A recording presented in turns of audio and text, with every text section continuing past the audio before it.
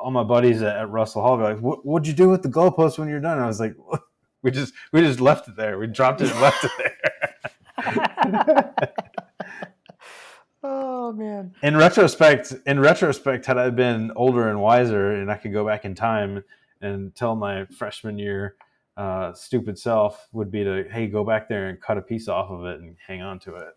Really? They didn't keep any of the goalposts? On Saturday, October 7th, 2000, the Georgia Bulldogs ended a 9-game losing streak to the Tennessee Volunteers. I'm Jim Wood, and I'd like to welcome you to My God, a Podcast Stories, the night the goalposts came down. You'll hear Chase Kelley tell us why this game mattered so much, Jeff Dantzler give us some historical perspective, and Bulldog great George Foster tells what he remembers from that historic night. But first, John Powell and I tell our stories from the night the goalposts came down.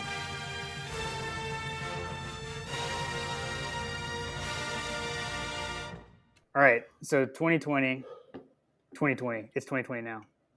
The year 2000. So this was your freshman year, right? This was my freshman year, the year 2000. Okay, so that was my junior year, or redshirt sophomore year, however you want to look at it. Yep.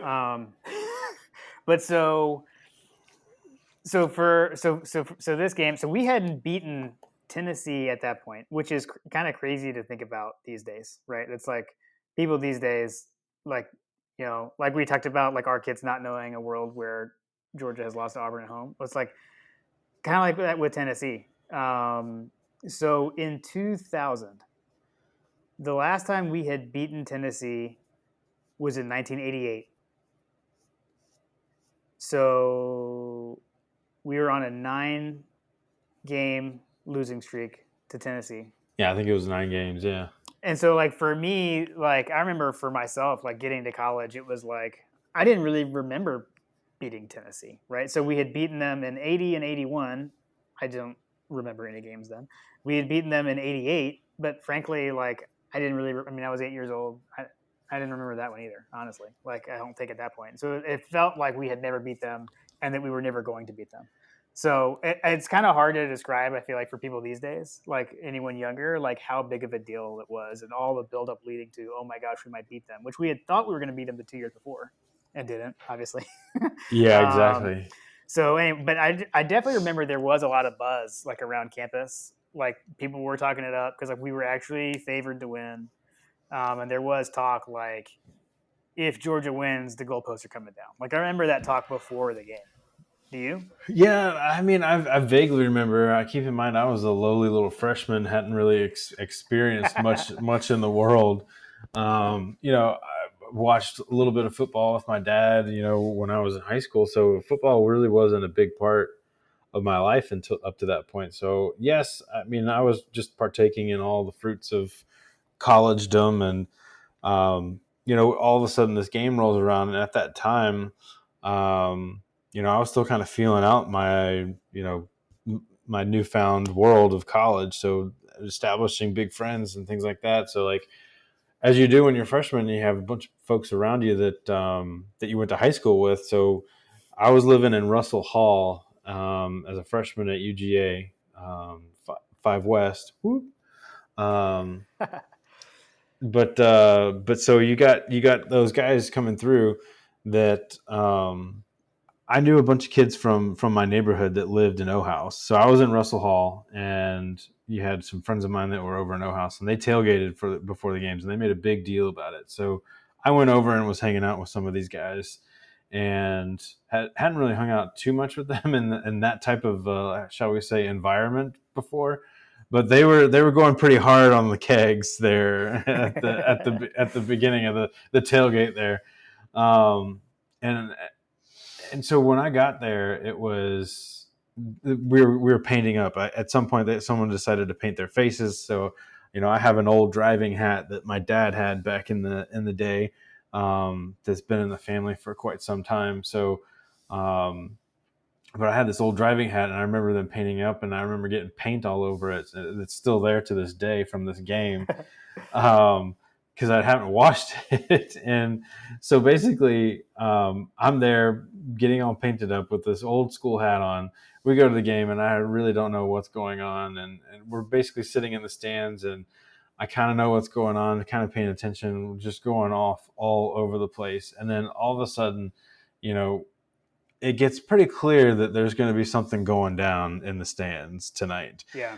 Because you started seeing kids going down, and they were waiting and waiting. And I was like, hey, what are they doing? He's like, I think we're going to go, and I think we're going to storm the field. And so that crowd in front of the hedges just got bigger and bigger and bigger until the people started piling up, behind. And so you could just feel it coming, that something big was going to happen. And then once it happened, having not ever seen anything like that, you start seeing these kids pour out onto the field, and there's girls falling through the bushes, there's girls just falling into the bushes, there's guys like basically trying to run from the cops are trying to hold things back, and so it's literally chaos. The guy, your friend, kind of characterized it as chaos.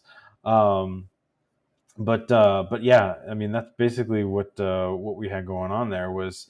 And we kind of decided late in the process to kind of jump on board. Well, so did you go over, because I went back and rewatched a bit of that game today. So from what I saw, when people really started to like jump over the hedges and like start to get on the field was late in the game. Georgia was up 21-10, and I did not remember this at all. But like Tennessee had like a 4th and inches like inside of our 5, and we stood them up, right? And when that happened, everyone started going over. Right? Exactly. So were you in that group, or you were a little later? So I would say that I was probably in like the 1.5 wave, because I do remember there being people on the field, and we were like, "Are we going to go? Are we going to go?" And we went on, and we went. And I do remember being if you look at the videotape that you have of that game, if they ever zoomed in on the side of the field that we were on, which is over where the what do you call it, where they bury the Uggas. Mm-hmm. We were on that side of the field, where the student section used to be back in that time. Okay. And so I can like on the bridge side? No, it was on the other side, next to the band. Okay. Yeah. The old back in that day, that was where the student section was right next to the band over there. Yep. Okay. And then so we got on the field, and I remember thinking like, oh my gosh, how am I going to get over this fence onto these edges? And eventually I made it through. I don't really remember exactly how we did it, but I do remember being on the field. So you might see me in the end zone at one point or another. Now, did you run out on the field during the play? Because I remember when Tim Wansley got a pick, that was when I remember. And exactly. Like, I'll edit it in. I'm going to have it on this episode. Munson goes crazy. And in the middle of it, he's like, Wansley intercepted. Yep. And then at the end when the play is ending, he goes, "Get the students off the field, for God's sakes." That was definitely one of me, because we were right there next to the goalpost. And let me tell you, when that game ended, when they finally blew the whistles, I have never felt more endangered for my life than I did at that point, because there were so many people just crowded around us, squishing everybody left and right. And I just remember physically pushing people off of girls, like physically pushing people away from me, like so that I could stay alive. But like you just felt this crush, and then all of a sudden you see these guys climbing up the goalposts, and then they slowly start coming down. It took us a while to get it, if we're being honest. But again, it was our first time, so that's true. Now, were you ever on the goalpost while it was still up? I did not make it on the goalpost, but I did end up on the bottom of a pile that was holding a goalpost, one of the uprights, and I would never be able to tell you which one.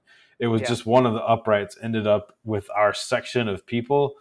And by the time the game was over with, at some point we were able to get it separated from the goalpost itself, and we just proceeded to march it downtown. And I would say, now that's a pretty legendary story. And so the funny thing is, for listeners, I have another friend of mine that I've known. We were like in first grade together, so we've known each other forever. And I know that he was in a group of people that carried the goalpost around. And I was telling you that story a couple days ago, and your response was, "Me too." So I actually didn't know that you were in the same crew. So, and I definitely remember, like, it was in the red and black, it was in the the AJC. Everyone, like, students carried the goalpost all through downtown or whatever. So, and it's so hilarious that I didn't even realize that you were one of those people. So now when you say like you took it apart, I mean, you didn't have tools, right? I mean, you guys are just pulling and tugging and I can't to get it to come apart. I can't even explain to you like the physics that was involved with this situation. All I know is that I was fighting for my life at one point, and the next minute we're carrying a goalpost around downtown Athens.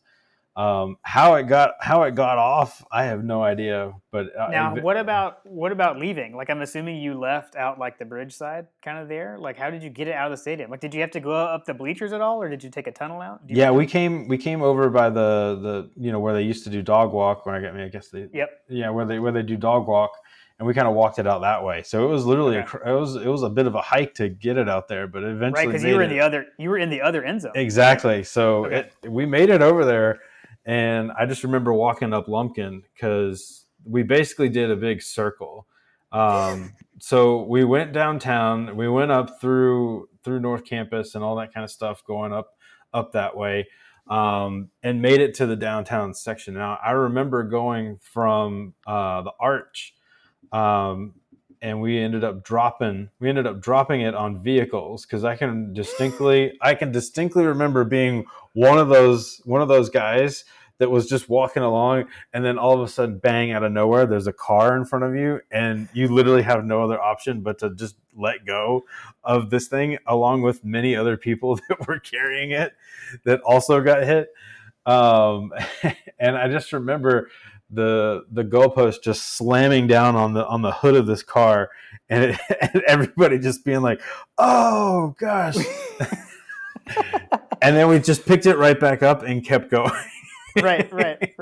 Whoever's car that was, apologies, and let's hope they had good insurance. So. Exactly. And we carried it around downtown, and I think that at some point we ran out of steam or ran out of people that were willing to hold it, and ended up dropping it basically near where we had started. I believe it was the Phi Delta Theta house there, if I remember correctly. I need to check with my buddy Dean because I remember like when he told me this story, he had basically the same ending. I have this feeling that you guys were carrying the same goalpost, and I don't even know if you guys have ever would have met. So that would be hilarious. I gotta ask him because I remember like that's the way his story ended was we carried it around, and then eventually it was just like and we just dropped it. Yeah. So this is this is all, talk about moments in time, and this is like one of those distinct moments from my college that I can remember because we talked about it. We went back and Tyler, you and I both know Tyler Turner. Back at the dorm, we were all hooting and hollering like, John, what happened to you? Where'd you go? Because I didn't meet up with those guys for the game for the most part, or the tailgate. But all my buddies at Russell Hall were like, "What'd you do with the goalpost when you're done?" And I was like, we just left it there. We dropped it and left it there. Oh man. In retrospect, had I been older and wiser, and I could go back in time and tell my freshman year stupid self would be to, hey, go back there and cut a piece off of it and hang on to it. Right. Yeah, I mean that'll never happen again. Yeah. Pretty cool. I mean I went down in the field, but I was kind of lame. Like I think I went down in the field like after the game was actually like when the clock hit 0. I was not one of the I was not like you like running on like while the play was going on. I wasn't the one people Munson was yelling at. But I did get down there. But my version of it was much more tame. Yeah. I do remember it being hard to get over the hedges because there's like a fence in the middle of there. It was really hard, right? And it's like, yeah, it's not easy to get over those things. No, like I said, there were people falling all over the place and ripping things up, obviously, which we got a lot of flack for of messing up the hedges. But I could promise you, had you been there in the student section, you would have been tearing up the hedges and getting on the field. I did. I was in the student section, and I did go. I just kind of waited. I waited out a bit. Yeah. So yeah. The shout out to Chris Haynes. I don't know if he's a listener, but he was the guy that I hung out with all of that day, and he was the instigator of all of the trouble that ensued for me that day. Thank you, Chris, or else we would not have this episode. Yeah, exactly. Awesome, cool, man. Well, I think that's great for our listeners, and too funny that I didn't even know that story, or that you were one of those guys until literally like this week. We talked about it this week. So yeah, exactly. So awesome. Awesome. It's fun. It's fun to have, like, you see all these magical moments from, Wansley intercepts in that game, the different calls from Munson, but to have actual one that you were physically a part of is pretty cool. Oh, well, this was fun. Coming off the preview and this being the 20th anniversary of that. So thanks for calling that out, because we wouldn't have had this conversation had I not realized that was the case. Now it's time to hear from Chase Kelley. You may know Chase as ChanceDog19 on Twitter or from Six Apparel. Chase was also at this game, and as a dog who grew up in enemy territory, I thought he could give a good perspective on just how much this game meant at the time. Here's Chase. So yeah, the Tennessee game's huge for me. Growing up in Chattanooga and now living in Nashville, I was surrounded by Tennessee friends, family. All of my buddies growing up that I went to elementary school with were Tennessee fans. And so I didn't know what beating Tennessee was until that 2000 game. I'd never seen it in my life. I remember vaguely being like 3 or 4 watching the 88 game, mainly because my dad had recorded it. And like, I didn't watch cartoons growing up. I was always watching a baseball game or a football game or whatever. And we have to have watched the recording of that game 100 times. Like, I had to watch it.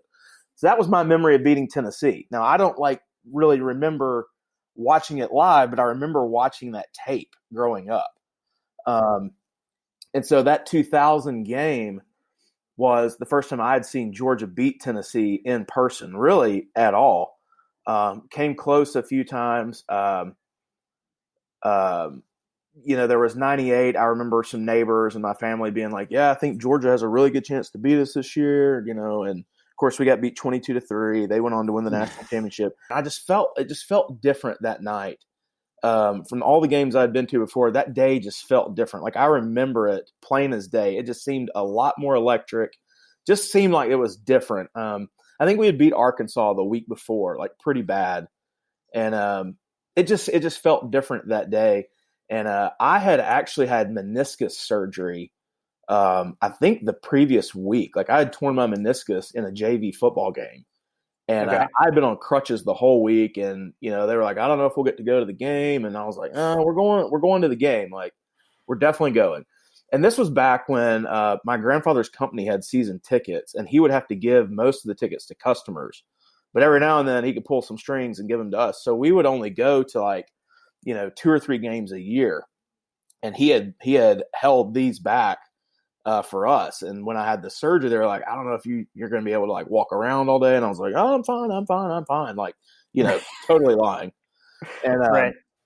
So we go to the game, and I remember I didn't take my crutches, but I was still on crutches. And I remember just wrapping my leg up. I mean, just tremendously. I had wrap on. I had 2 or 3 braces on. Like, I was like, I am not going to be the guy walking around on crutches. Like, if they win, there's talks about tearing down the goalposts. Like, I can't be out there with crutches. I remember it was a perfect night. Like, it was crystal clear. The weather was perfect. It was just one of those magical college football Saturdays that you hear stories about. It really was. And I remember, never feeling like we had the lead. Even when it was 21-10, I was just like, oh my gosh, if they punch one in here, it's game over, even though we'd still be up 4. I never felt like we were going to win. I was just kept waiting, what's going to happen. And we kept, you were Munsoning. Yes, you were Munsoning. For sure. And we kept getting stop after stop after stop. And so that night, we finally get the ball, and we're running out the clock. And I remember going down by the hedges and being like, we're going out there. If they take the field, we're going too. And my dad's like, I don't know. You can't move. What are you doing? And I'm like, no, we're going. So the students start rushing the field before the game is over. Yes. And the players like pushing them back and like clearing them out, and the officials. And I'm like, oh my gosh, it's going to be a penalty. Like, this is how it happens. This is going to be so embarrassing. We run out the clock, and I remember just getting like knocked left and right of people just launching themselves over the hedges. And I'm like, well, even if I could do this, I'm not. And I remember we walked down to like the gate, like where they come in from the dog vent now, or the dog walk. I'm sorry, dog vent. Yeah. Spent too much time on there this week. But we go down to that gate, and it was just wide open. Like, security guards were like, yeah, come on in. Like, they weren't even trying to stop people. Right. There was no point at that point. We get out there, and I remember turning around and looking and making sure my dad was behind me. And I saw that he was behind me. And I mean, I just took off on a dead sprint down the sideline. I found a mouthpiece on the ground that I picked up. I found a pair of gloves that I picked up.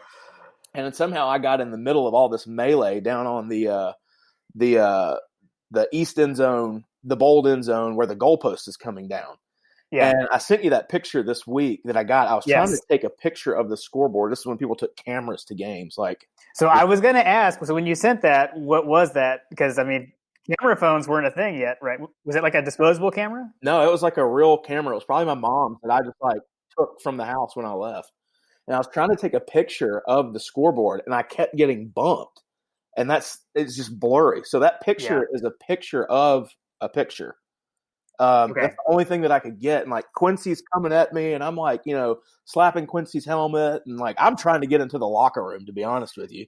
And I got stopped there, like, when they would go up under the tunnel. I was going to walk in there, and I remember somehow found my dad. I have no idea, because he wasn't around me from the time I took off on my 6'2", 40 down the sideline. Like, I had no idea where he was. And somehow we meet back up on the field, and there's all these like hedges just strewn along the sideline.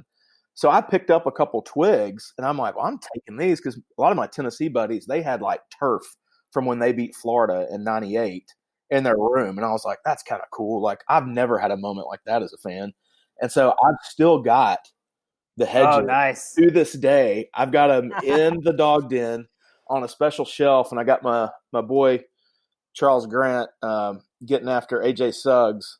Oh, beautiful. Sitting right there with the hedges, and then I've got his gloves from that night. Oh, wow. With the number 19 on them. Oh, yeah. Very I've got nice. a little shrine for it. So that was a super special night for me. Like I said, it was the first time I'd ever seen Georgia beat Tennessee in general. On TV, no, hadn't seen that. In person, definitely hadn't seen that. It was literally the first time I remember Georgia beating Tennessee, and I was 15 years old. Like, I mean, if you like, that's what Tennessee is going through now with a lot of, their young children and students that weren't alive when they won a national championship. I hate to say it, but I wasn't alive when the last time we won a national championship. But Tennessee's experiencing that same thing with their current student body. They won't let you know it because they're too busy saying 1980, but they're dealing with the same stuff. And so for people that didn't grow up in that era, they don't remember that 9 in a row and them taunting you for 10 in a row. I mean, can you imagine the day of social media, how message boards are, Twitter, if you were losing 10 in a row to a rival? Oh, it would be awful. And so for us that lived that, and especially, if you live in North Georgia, Chattanooga, that I-75 area, like, that was a big deal. Like, you went to school with these people, you went to work with these people, and they were ruthless. The new fan, the fan that, became a fan when Mark Richt took over, quite frankly, they don't know Tennessee the way that you and I know Tennessee. Yeah, I totally agree. I only grew up around like Auburn fans with, some family members. My wife now is an Auburn grad. So that's a big game for us. But like, there's nothing like that Tennessee one for me, simply because of where I grew up and the fact that it was until I had a learner's permit and was legally allowed to operate a motor vehicle that I saw them beat that team. Yeah. So the 2000 game for me is an all-timer. It's one of those ones. I know where the VHS is at my parents' house to this day. And it's a favorite on YouTube because like I could watch it over and over and over because, as I mentioned earlier, it was just such a special night. It was such a special win. And I don't mind, reliving that night over and over and over. I love what you said of when Wansley gets the pick, the students start running out on the field. Oh my gosh, we're going to get penalized. It was what you said you thought, Yeah, right? Right. So let me play a little clip for you. They're working on one goalpost already, and we're playing the game. 4th down and 14 for Tennessee with 86 seconds. All they got to do is hit a bomb, and they change the whole thing. 4 wideouts, shotgun. Suggs takes it. He's coming back. Throws long down the left side. And we intercepted on the 20. Tim Wansley to the 25 to the 30. The students are coming out on the field. The 40, the 45, the 50. Cuts back and falls down. Lies down in the 43. Get the students off the field, for God's sakes. 1:13. Now they're coming on the field on both ends. Now what are you going to do? Wansley intercept, ran the ball about 35 yards or so. We got to get these people off. We're going to get penalized and everything else. I haven't heard that call in ages. That is hysterical. Oh man, he was so the good. best. Oh, He was the love best. Like I said, I never felt like we were winning that game. Like we were scoring and they weren't scoring, but I was just like, something doesn't feel right. And it's probably the fact that we were actually beating Tennessee and going to beat them. True. That you weren't used to that feeling. Yeah, and I'm just like, something's going to happen. Like I remember like every positive play, and I still do it to this day. But like specifically that night, I was just like, "Where's the flag? Like this is too good to be true." Like we are not only are we beating them, and the score didn't quite tell it, but like we handled them. Like we beat them up that night. Like there was some weird. Yeah. We had Brett Milliken like running half of the plays from tailback. Right. So that was something I jotted down. Like how many different guys played tailback in that game? Yeah. So it's funny you bring that up because like I was saying, really defensively, it felt like we were crushing them. Yes, absolutely. It felt like we were like really dominating the game, but then offensively, like you just mentioned, the miscues over and over and over. Yeah, it felt like we should have beat them like 38-10. Yeah, that's probably where a lot of my memory of are we actually winning this game comes in because like exactly the scoreboard says we are, but like I feel like we never have the ball. Like I felt like every time I looked up, we were playing defense and playing really good defense, but absolutely it was one of those months and moments where you just kept waiting on the shoe to drop. Like this isn't really happening because there were some times in the early 90s where we probably should have beat them. We should have beat them in 95. I was just gonna say 95. Robert Edwards doesn't break his foot, we win that game. Absolutely. Yeah. But man, I don't know if thinking back on that night, I would tell somebody, don't lose your mind over this victory because, again, you just put yourself in those shoes 20 years ago. If it was the world we live in today, and we had lost 9 to Tennessee or 9 to Auburn or Florida, people would be losing their minds, and that's what it was. They had won 9 in a row, and we're going for 10 at our house, and we broke the streak, and all hell broke loose, and it was one of the most fun nights in Athens, for me, just from a fan perspective, ever. It was a perfect night. I'm glad that I was able to spend that moment with my dad, going to so many games together, losing to Tennessee together, him having to work with all Tennessee people, me having to go to school with all Tennessee people. It was such a good moment for us to beat them and really enjoy that moment together. Well, Chase, thank you so much for coming on to My Guide podcast to tell your story. Really was hoping to get that perspective of someone who knew the hurt that Tennessee had given us back then until that moment and really cherished that moment. And you definitely gave me that. So I really appreciate your time. Absolutely, man. Enjoyed it. Love to come on again. And anytime I can talk dogs, I'm all for it. So don't let me be a stranger. Absolutely. Thanks, man. Up next is Jeff Dantzler, a Georgia Bulldogs broadcaster and writer. Jeff is a walking Bulldog encyclopedia, and I was so happy he agreed to tell me what he remembered from that night and give us some historical perspective. Thanks for joining me, Jeff. Super excited to have you. I remember as a student the build up to the game, and there was a lot of talk, which I was worried about, of, hey, if we win, we're going to tear the goalpost down. Like, the students were talking about that. I don't know. Do you remember that talk swirling that week? I do remember there was some talk leading up to it there that it might happen. And both of us going into that game, we had gotten upset at South Carolina, and Tennessee had lost once, maybe even twice. And I think we were both ranked somewhere in the 20s, like maybe 21 versus 23. But I do remember the build up to it well, and the feeling that maybe this was the year that we'd get over the hump. And I know for me, I was there the last time we had beaten Tennessee. That was in September of 1988, and it was the season opener. We won 28-17, and at that point, we had beaten Tennessee 4 straight times, going back to 1973, and of course, the wins in 80 and 81, and then it'd be a long time since we had played them. But then they went on that streak in the 90s. There were some heartbreakers, but in most of them, they really dominated the games, and so to get over the hump, I never thought I'd see us lose 9 straight to a team, and to get over the hump, I can remember the build-up for it and the way the team produced that night. It was definitely a memorable night. And it is funny when you go back and watch games again, there are things that in the heat of battle, you're thinking, oh, gosh, I'll never forget that. But when it's all said and done, yeah, it is good to go back and watch and recollect. But what I do remember, though, really I don't want to say it was a moment necessarily, but what put the game in Georgia's hands was that 99-yard touchdown drive, and really gave us control of the game. Another thing I can remember, when the students were coming down, and good gosh, they were running on the field before the game was over, but we had the ball deep in our own territory, up 21-10, and I could remember thinking, like, okay, do we take a safety here? Because then at that point, it's 21-12, it's still a 2-score game.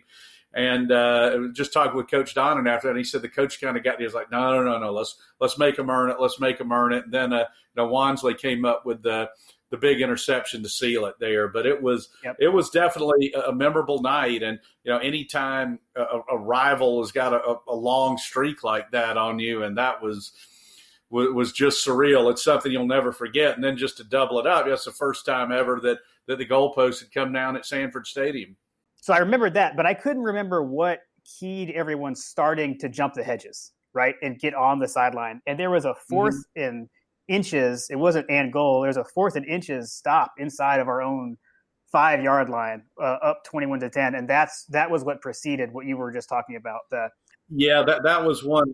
I guess at that point you'd say that the win rate was probably about 99.9%. But at Georgia, as we well know, we're the king of heartbreaks, and thank goodness we were able to hang on and win that one. But it was quite a scene. I'll never forget it. Yeah, and I'm trying to remember for you, were you doing the post game call-in show back then yet? I was doing the 5th quarter show, and it was at Appleby. And I believe Dave was doing the shows with me that year, and it was always a deal. I wanted to wait as late as I could, because we usually start 45 minutes to an hour after kickoff, and I'm wanting to wait, obviously, as long as I can to see as much of the game. But then you're trying to just sprint out of there to get there, and I'm always worried. Thank goodness I never missed the start of a show. I got within about 5 minutes one time, but that was hectic. But then I started thinking, well, half the crowd's on the field right now, so maybe the traffic's not as bad as usual. But thank goodness we were able to make it, and it certainly was a great celebration that night. I have to imagine back then that Macho Man was the first caller. He was always a favorite of mine. yeah, Macho Man's an all-time great. I mean, we've had so many great regulars, and that is that when you win, doing that post-game show is so much fun. But I've always said when we lose, it is the part of my job I hate the worst, because first and foremost, I love Georgia, and I'm such a huge fan. So I'm hurting whenever we lose, and then it's part of it when you work in the business and you're a fan of that school. You can't escape it at all. So you kind of feel like you're out there on the front line. So that was definitely a lot of fun, because doing those shows after they had beaten us all those years was not a lot of fun. Yeah, I can't imagine. Well, I always listened, and I mean, I called in a few times. I was not as memorable as Macho Man, but I definitely used to call in from time to time. So I guess just in the grand history, I mean, because I know there had been some discussion, had that not ever happened, and I believe we've all settled, and that's the only time, right, that the goalpost ever came down, I believe. Yeah, there's some, I don't know if back I know in the 30s once LSU stormed our field, but our students fought them back with mini bats from the Hannah Bat Factory. Coach McGill told that story. And, but as far as I know, that's the only time. And certainly in what I'd say the post World War II era. But, it was just crazy. It never happened before. And it's never really happened since then. But it was funny, Jim, that you brought up. You did. It was one of those, I guess, one of those underground things that you kind of heard, right? If the Dogs win, we're going to storm the field. The only other thing I could think of similar to that was the build-up and lead-up to when we wore the black jerseys in 2007 against Auburn. That was just kind of one of those things that had gotten that build-up. And by that point, I don't know if Twitter was around then, but there was enough, I guess, interaction with the internet and everything. And you just started here, hey, we're going to come out in black jerseys. So those are two things I can remember, the talk about storming the field and then the talk about the black jerseys. And they both happened. And thank goodness we won both games. Right. Yep. Absolutely. I know Twitter was not around the last time Auburn beat us at home in 2005. I heard that too. Yeah, I heard somebody say that. And honestly, I can't remember. I know I had a blog, which that tells you the dates it a little bit as well that year. But so, and then I mean, I feel like it's pretty safe to say it'll probably never happen again either, right? Yeah, you just, for one thing, just the way the hedges are set up and with the distance of the grandstand from the sidelines there, I think we've got a very difficult field to storm. So if we did storm the field when we beat Notre Dame on January 1st, 1981, and it happened in Jacksonville before 1985, most notably. So, hopefully the next time we storm the field will be in a place like Atlanta or New Orleans or Miami when we win the national championship. So at that point, I think it'd be awesome. But yeah, I would doubt we'd see it again. The other spot I'd give permission if we get to the spot, if we beat Tech 9 in a row to break the 8-game streak they had from 49 to 56, the infamous drought for the longest winning streak in the series. So national championship and breaking the drought, those would be my big two. I love both of those. I'm on board with either. All right, Jeff. Well, I really appreciate this. You've lived up to what I was hoping with your wealth of knowledge. This has been great. I can't thank you enough for agreeing to come on My God, a podcast. So thank you so much.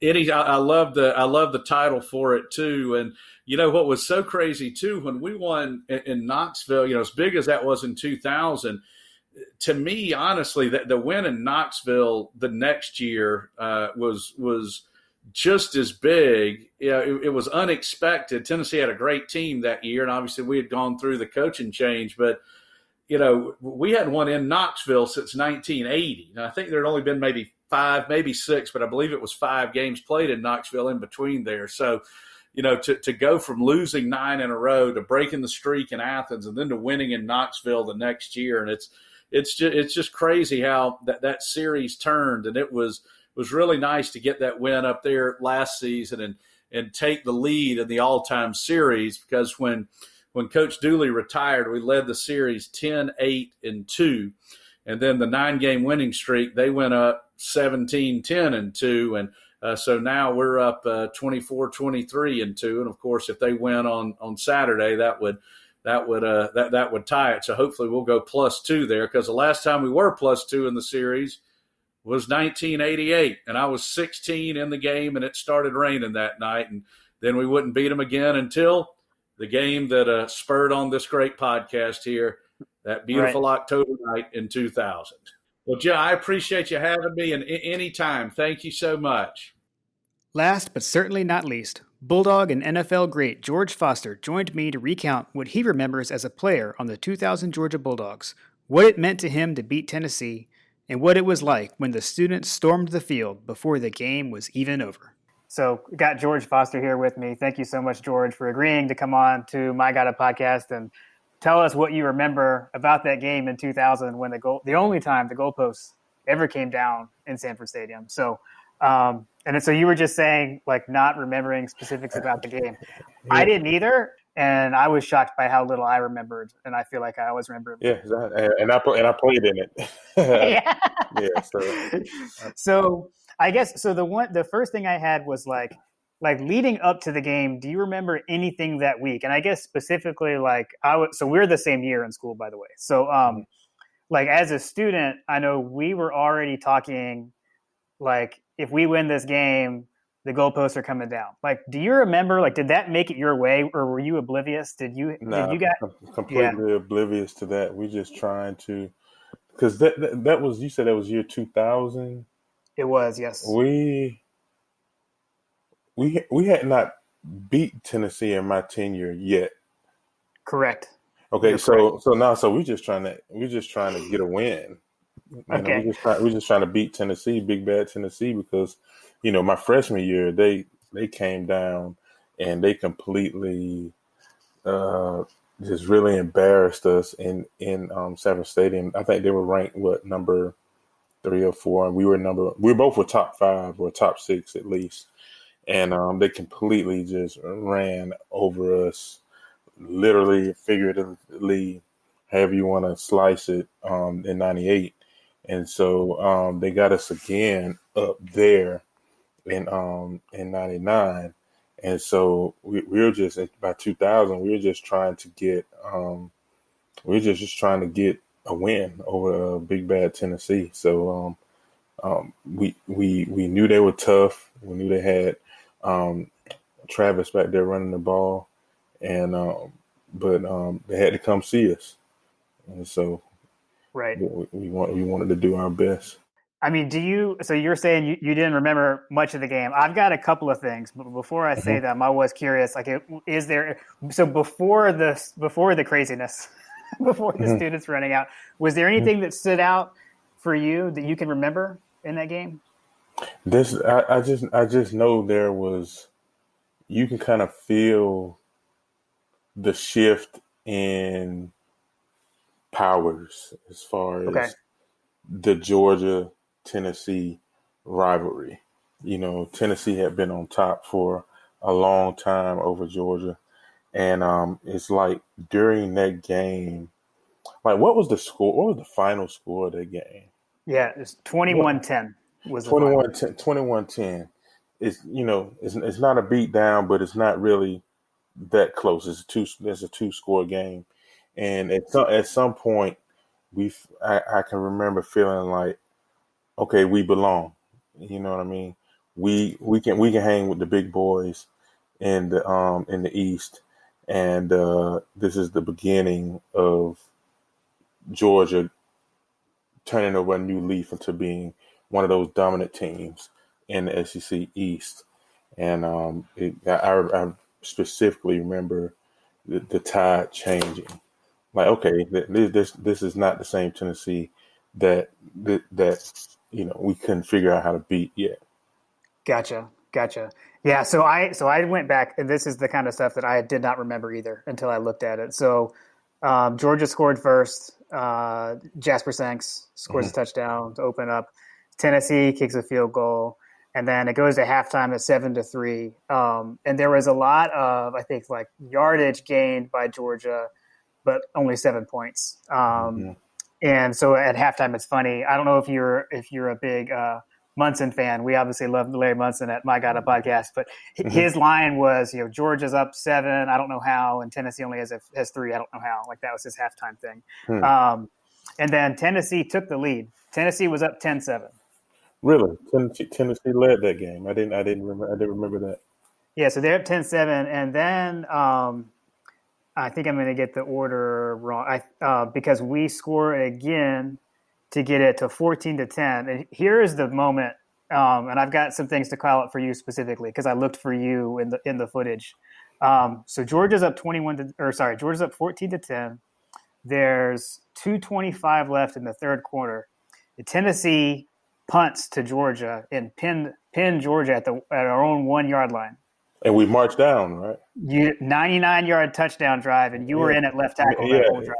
Yeah, I think was Jonas Jennings in that drive too? Yes, correct. Well, Yes, so that's when right. I was looking back, Jonas, it looked like you and Jonas rotated at left, and when you would come in at left tackle, they would move Jonas to guard. From what I saw.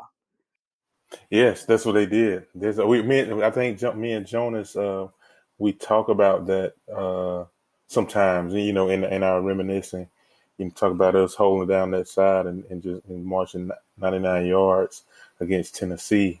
That was a tough thing to do, and we got it done.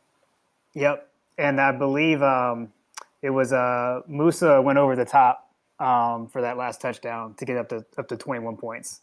And like I said, you were in that whole drive. I'll have to send you some footage, like the play where Musa runs down. You're like running after him, like hands up in the air, all hype. I gotta see that. That's one of those games I don't see. They don't never. It wasn't a really, what do I want to say? It wasn't a real dramatic game, I guess. So it doesn't have the replay value of like the Hobnail Boot game and some of the other games that we had versus Tennessee, or anyone. That one just never really gets any play. Yeah, right. Yeah, it was all about what happened after, I guess. Yeah. Or at the end. Okay, so the next thing that I saw with you was, and this was again something I had forgotten. So after the 99-yard touchdown drive, Tennessee gets the ball back. We kick up to Tennessee. They actually march down. And the defense actually stopped them on like a 4th and inches inside of our 5. And I'll send this to you as well. When Richard Seymour is running off the field, you run out onto the field, and you guys do like a flying chest bump. Yes, it's coming back to me. Yes, I remember that. So those were the things that jumped out to me, like looking for you to talk to you. And then really the next thing, I was just curious, like when, so that moment right there, when that fourth down stop, turnover on downs, that's the moment where all the students start to jump the hedges. Yes. And that's when it starts, right? And so, I mean, what is going through your head at that point? Well, first of all, like the game is not over for one. and so, yeah, like the training staff, the weight room staff, strength conditioning staff, they're pulling kids off the hedges, off the goalposts, and like it's pandemonium at that moment because it's happening in Athens. I don't know when the last time they had beat Tennessee in Athens, or hadn't beat Tennessee in a long time period. Yep. It had been since 1988. Yes, that's a long time. Yep. A very long time. You said 88? It was 88. Wow. Well, because remember, we didn't play them every year for a while. So I think it had been, I think there was maybe 1 year off, right? Because that was before the East existed back then. Okay. Yeah. So 12 years. That's right. It was 12 years. I remember that number. Yep. Yeah. So it was a big deal in Athens, and the students couldn't really contain themselves. And me either. Yes, I remember, but I specifically remember, I forgot his name. I think his name was Kirschbaum. He was one of our strength conditioning coaches. I think he was snatching kids off the goalposts and everything. Like it was really wild. Like the game wasn't over, so that was really crazy. So that stop happens. The students are all on at a minimum on the sideline. Then there ends up being a punt. Give the ball back to Tennessee. And then on that next drive, that's when it really went crazy. So when Tim Wansley got the interception on 4th down, I remember that, right? He's running back the interception and the students are on the field, like during the play. Yes. It was crazy there, man. Old Tim making plays like he used to do, man. It's like I say, it was we acquired a lot of talent in '98 with my class. If we just that's 98 and maybe 97 is probably the beginning of what you're seeing now. Like, I can't remember if Stroud or Seymour then was 96 or 97, but like with them, and then you get my class, which you had Stinchcomb, me. All the linebackers went to the league. Tony Gilbert, Will Witherspoon, Boss Bailey, Kawika Mitchell. Although Kawika transferred, he went to the NFL. It was a really talent-laden class. Tim Wansley played in the NFL. Terrell Biera played in the NFL. Will Witherspoon played in the NFL. Like, that class was just riddled with talent. And it was like, that's when you started seeing the fruits of that come forward with being able to beat Tennessee. And did we beat Auburn that year? In 2000? Let's see. That would have been 98. No, that was the overtime loss with Rudy Johnson when Rudy Johnson was at Auburn. Oh, yeah. Rudy. Yeah. I played with Rudy in Detroit. Oh, yeah. Nice. Yeah. Yeah, but you can see us beginning to be the team that we should be. Right. I'll give you one more name of something that stood out, and this I actually remembered, and I think you guys are tight. Randy McMichael. Yeah, that's my brother. That's my guy. So what I remember, and I remember seeing this from the stands, was that when after Wansley's interception and the offense goes back out and all the students have been cleared off the field, I remember Randy holding up his hands at the end zone saying, "Get off the field, get off the field." And then after Quincy took a knee on the last play, I remember Randy turning around, looking at the students, and then signaling, come on, everyone, come on the field now. I didn't know that happened. That is hilarious. That is definitely something that Randy would do also. Too funny. That was one of the high points of the time at Georgia when you finally getting that win. Hamner Boot, it was great because it was up there. Right. It's different when you get to celebrate with everyone and when you're at home, and so I think those two are fairly even. As far as there's meaning, what I mean? So do you remember in the aftermath? So when the clock did hit 0, I mean, did you hang out on the field for a while? I know it was crazy out there. It was just crazy. The biggest thing that I remember as far as aftermath about that game is the goalpost came down for sure. Right. It's what happened with the goalposts afterwards. The goalposts made it to downtown Athens. And yes. We had no idea how, but we were downtown, hanging out. And you see the goalposts going down the street with dudes holding the goalposts, big, long goalposts. The goalposts made it to downtown Athens. Who knows where the goalpost is now or where it went that night. The goalpost is probably at Flanagan's. It was everywhere. How did they get the goalpost out of Sanford Stadium? That is insane. So you've got me feeling bad that I don't have my co-host with me right now. So we talked about this on Monday night, and I actually did not know this until we talked about it over this past weekend when we were playing this, that he was one of the guys carrying the goalposts. Really? Yeah. So John Powell, my co-host on this show, this was his freshman year, so he's younger than me. And he said that as far as getting it out, I asked him, how did you take it apart? He doesn't really remember. He said they were just tugging on it.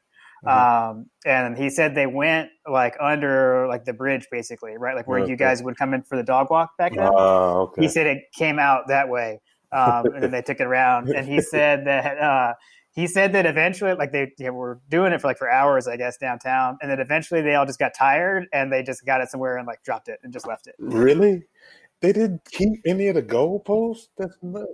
That's what he said. He was such a dumb freshman. He can't believe he didn't like take a part of it or something, that they left it. They should have kept something. I would have kept that. I wish I had known that. That thing would have been in my room or apartment or wherever I was living at the time. Right. Man. Yeah. So yeah. So when I edit this, you just gave me like the perfect segue, man. Yeah, I was holding on to that. I think we're good, man. I don't know, unless you have anything else that stands out. This has been awesome. I don't have anything. Like it's just wild how much I don't remember from that game. Right. You know what I mean? Well, hey, thank you so much for coming on. I was so excited when you agreed to this. This has been a blast for me, a great trip down memory lane. So thank you so much. Hey, man. Thanks for having me. Thanks so much to my co-host John, as well as our guests Chase Kelley, Jeff Dantzler, and George Foster for discussing that historic night 20 years ago. If you like what you heard today, please subscribe to My Gotta Podcast on Apple Podcasts, Google, Amazon, Stitcher, or TuneIn. Give us a rating, 5 stars obviously, and we may read your review on an upcoming episode. Finally, follow us at My Gotta Podcast on Twitter, Facebook, and Instagram. Thanks for listening, and go Dogs. 36 seconds, it's second down and about 12, and we take another knee, and now the clock is beautifully moving. Oh, here come the students again. That's a ball game. The students have poured out on the field. The referee is holding the ball on his hip. He can't get out, and the mob has engulfed the officials. They have engulfed the team, and they are at both ends, and they are working on the goalpost. And the athletic department is about to lose about $11,000. Look at them coming down.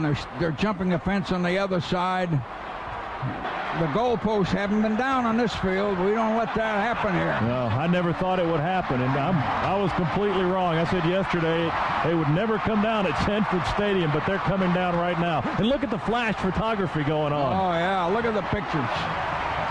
Yeah, from individual fans all around the stadium, looking like opening night of the Olympics with all the people taking pictures. This is what you saw at Turner Field when everybody took pictures of the opening.